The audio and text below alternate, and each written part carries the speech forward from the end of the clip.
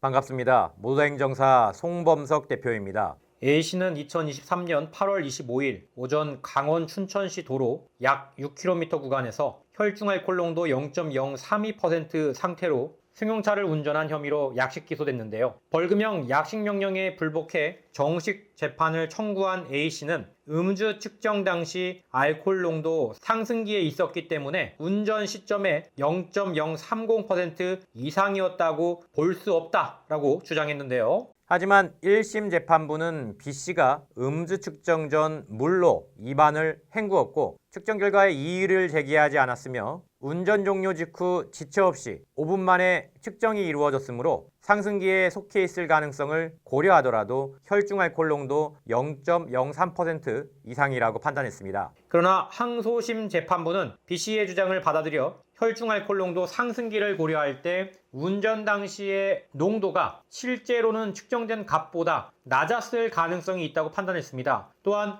호흡을 통한 음주 측정이 측정기 상태, 측정 방법, 협조 수준 등에 따라 정확성과 신뢰성에 문제가 생길 수 있다는 대법원 판례를 근거로 들었는데요. 재판부는 처벌 기준을 0.02% 초과한 상황만으로는 운전 당시 혈중 알코올 농도가 0.030%를 넘었다고 단정하기 어렵다고 보았는데요. 즉 법원은 측정 결과에 오차가 있을 수도 있다는 점을 인정한 건데요. 이러한 사례는 음주운전 단속에서 운전 당시의 음주 상태를 객관적으로 입증하는 것이 얼마나 중요한지를 보여주죠. 음주 측정기는 혈중 알코올 농도를 추정하는 도구지만 여러 요인으로 인해 측정값에 오류가 발생할 수 있습니다. 측정기의 노후화, 센서의 민감도, 운전자의 건강 상태, 예를 들면 저혈당, 위산 역류 등이 오차를 유발할 수 있으며 이로 인해 부정확한 결과가 도출될 가능성이 있죠. 예를 들어 미국 법원에서는 한 운전자가 경찰의 호흡 측정기 결과가 부정확하다고 주장하며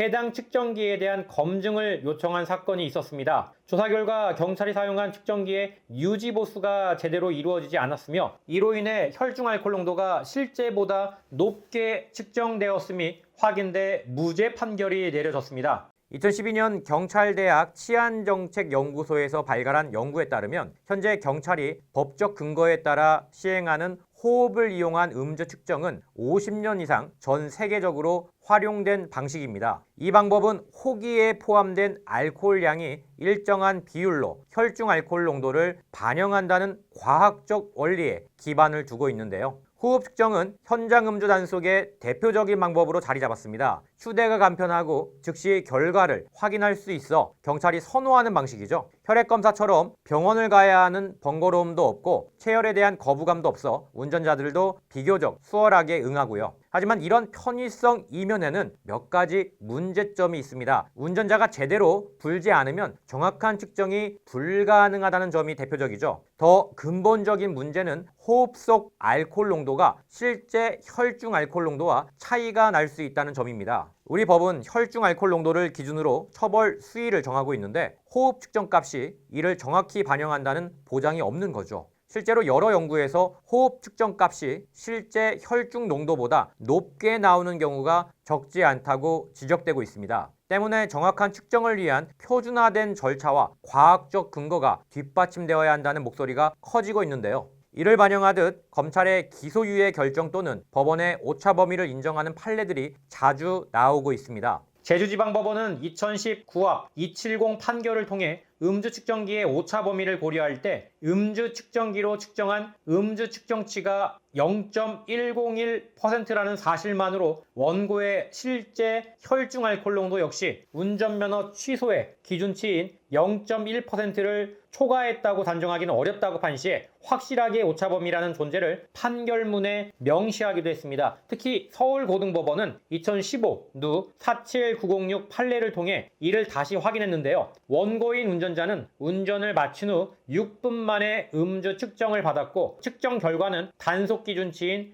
0.050% 나오게 됐습니다. 이때 법원은 두 가지 중요한 점을 고려했는데요. 첫째, 측정 당시가 혈중 알코올 농도가 계속 올라가는 시점이었다는 점입니다. 둘째, 음주 측정기 자체에도 오차 범위가 있다는 점이죠. 음주 측정기는 실제 수치보다 5% 낮게 보정되어 있긴 하지만 그렇다고 해서 측정값 자체의 오차 가능성을 완전히 무시할 수는 없다는 게 법원의 판단이었고, 이런 점들을 종합적으로 고려하면 실제 운전할 당시의 혈중 알코올 농도는 측정된 0.050%보다 낮았을 가능성이 충분히 있다고 판단한 거죠. 이 같은 측면에서 현행 면허 정지 농도인 0.030%에서 0.031% 정도나 면허 취소 농도인 0.080%에서 0.081%인 경우에는 오차 범위의 법리를 적극적으로 주장하는 노력이 필요합니다. 법 앞에서 꼼수를 부리자는 것이 아니고요. 음주 측정기에 오차 범위가 존재하는 것은 과학적 사실이며 이를 고려하지 않고 무조건적인 처벌을 적용하는 것은 부당할 수 있다는 거죠. 따라서 경찰과 사법기관은 음주 측정기 오차를 줄이기 위한